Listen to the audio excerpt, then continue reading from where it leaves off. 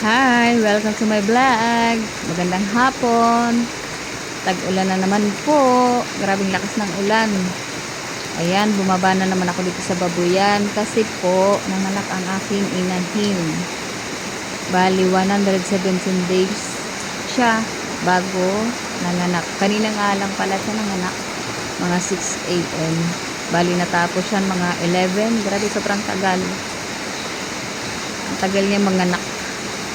Bali, yun talaga yung lahi niya. 11 nga pala yung anak niya at maiksi. Maiksi lang sila kasi at maliliit. Yun lang kasi talaga yung lahi ng aking inahin. Pero malalakas naman yan pag yan ay lumaki. Bali, nilagyan ko nga pala sila ng darak sa kanilang higaan para hindi sila lamigin at hindi rin sila mabasa ng kanilang mga ihi. Nag-ilaw na rin para dagdag init sa kanilang mga katawan. Ang hirap pag tag-ulan, nanganak ang baboy. Grabe, yung sakripisyo. Kasi kailangan mong ingatan sila na hindi mabasa at hindi lamigin. Kaya kahit malayo ang aming bahay dito sa aming babuyan, kailangan naming bumaba. Kahit ang lakas ng ulan, kahit mabasa ka pa, para lang alagaan ang mga biik kasi importante yun para mapalaki mo sila ng malusog.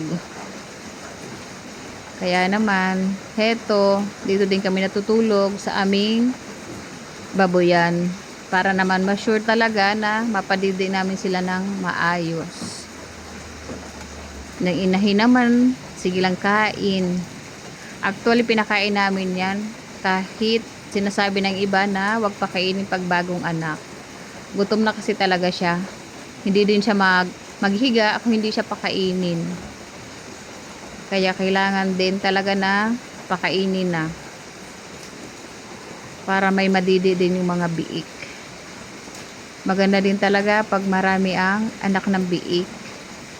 Kasi ganyan, nagkukumpulan lang sila. Nakakakuha ng init sa kanilang mga katawan galing sa kanilang mga kapatid na biik. Kaya naman yun din ang kagandahan kahit paano hindi sila lalamigin.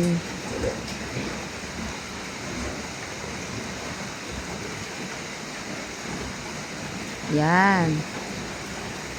Oh, inom ng tubig. Ayan, hindi pa rin tumitila ang ulan. Baha-baha na dito. Yan, sa amin yung babuyan. Buti pa yung isang baboy, pahiga-higa lang.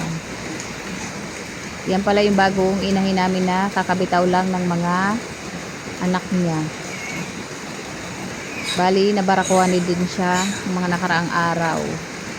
Kaya naghihintay na naman siya mabuntis.